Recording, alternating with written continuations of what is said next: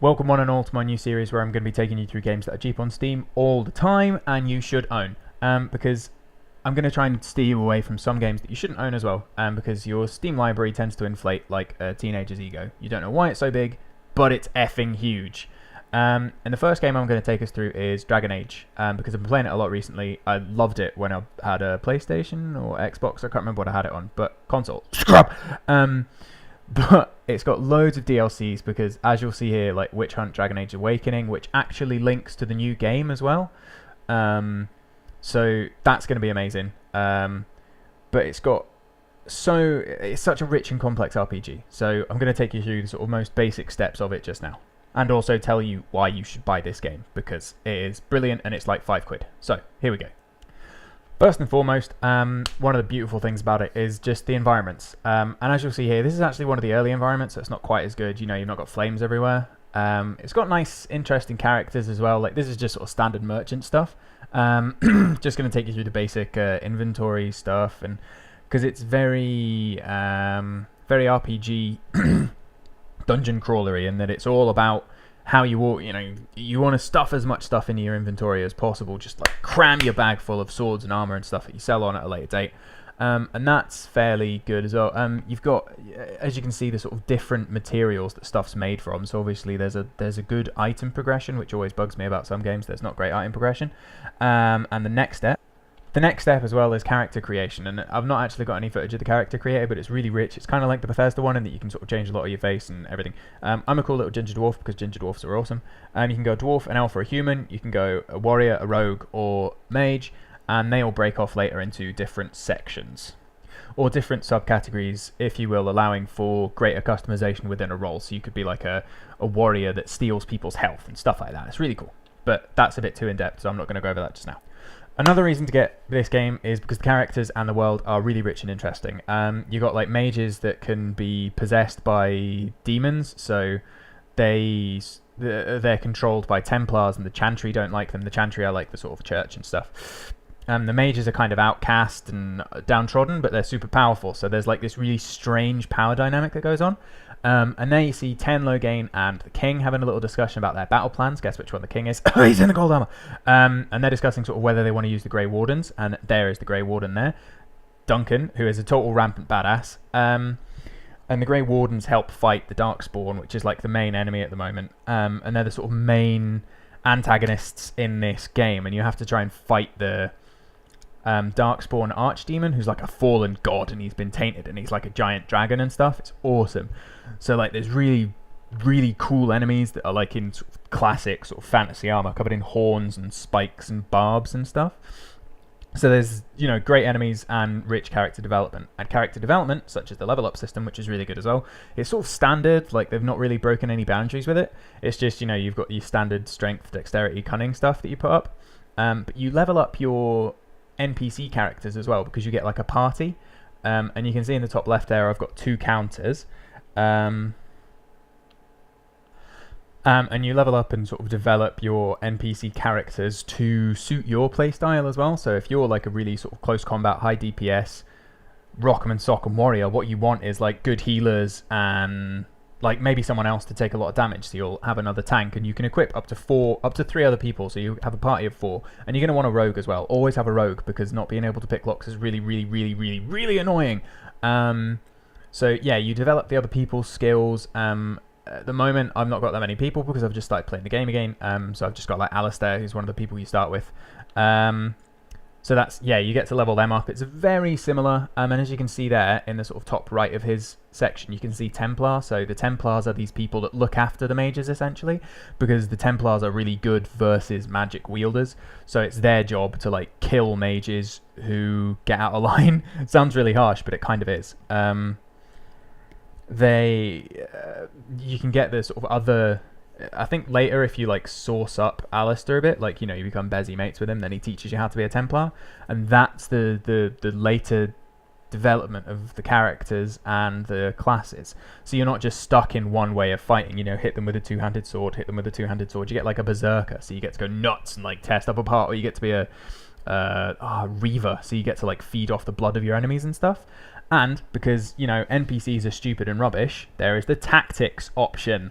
So in this window, what you get to do is set. I've only got 3 tactic slots at the moment, but you can get like up to 8 or something. And this allows you to set specific conditions and reactions on your NPC characters. So if your character's on really low health, you can set a thing to say, if you're below 25% health, heal yourself.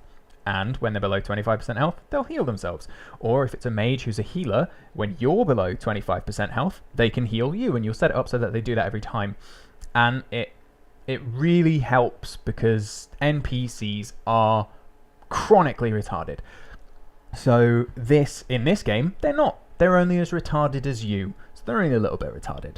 Or I'm kind of judging you by my own standards there. I'm a little bit retarded. But here's another reason. The awesome cutscenes, like because of the scale of this game, the map is really big, and you traverse across the whole thing, and you're fighting like Darkspawn, who are these like really scary sort of orcs and goblin type chaps, and you're fighting them in these beautiful, beautiful arenas. They're these beautiful settings.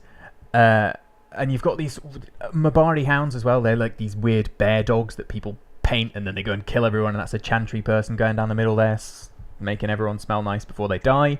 And there's the king in his nice golden armor again. But it's all just, it's got this massive sense of scale, and that's what... Don't buy Dragon Age 2, by the way. Buy Dragon Age Origins.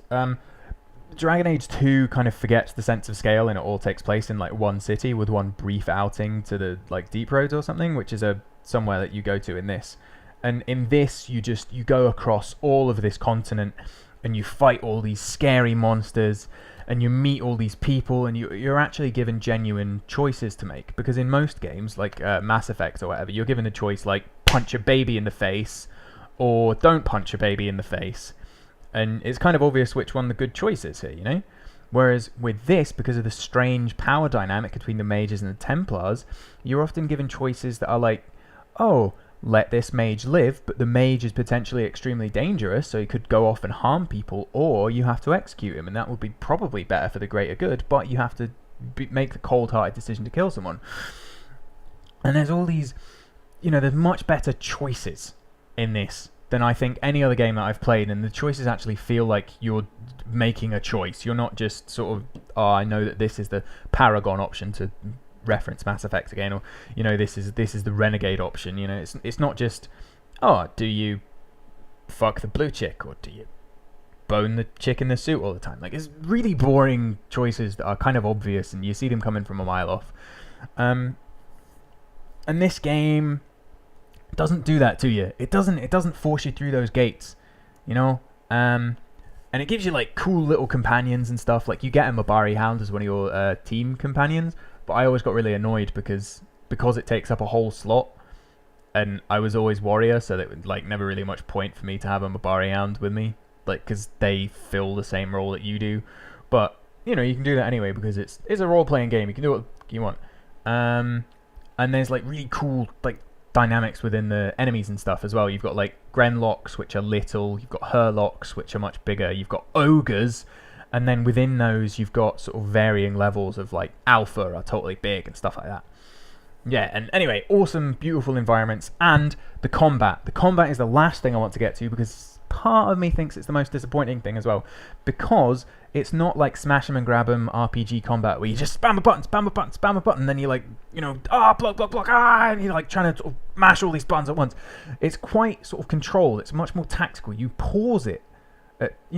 Like, you'll see me sort of throughout this is combat that you see, and two-handed warriors get these like really cool resists that like you can't be knocked over and stuff. So this ogre's trying to knock me over and he's trying to smash me on my ass, but it won't happen. And you can, a lot of the combat is you have to pause, and you've got to manage your team. You can see them all in the top left there. You've got to manage them, and this is a really bad team composition, but this is just the one that you're forced to take, because Alistair, who stays with you, is a warrior, and then you've got this guy. He's just a tower guard. He's just some random bloke. He's a warrior, and then you got a mage. So at least you got like one sort of big DPS guy.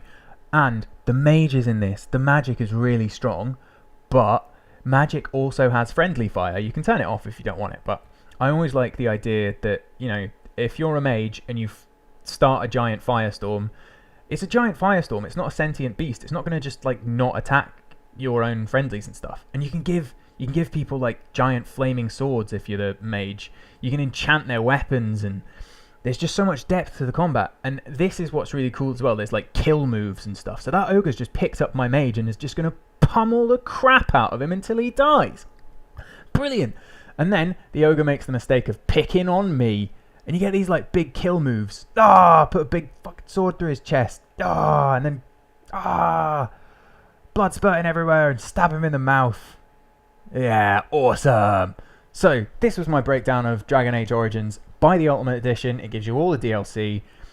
It gives you all the added extras. It bells and whistles. It's brilliant. It's fantastic. I love it. It's one of my favourite RPGs. Buy it. As a side note as well, I kind of think that if this is going to be a series, then I should probably score stuff. So I'm going to score this 8.5 out of 10. The only reason I give it 8.5 is because the graphics fall behind a little bit. If I was reviewing this as a new game, I would give it 9.5. Only because the graphics have fallen behind a bit because it's a bit of an old game. But buy it, buy it, buy it. Brilliant.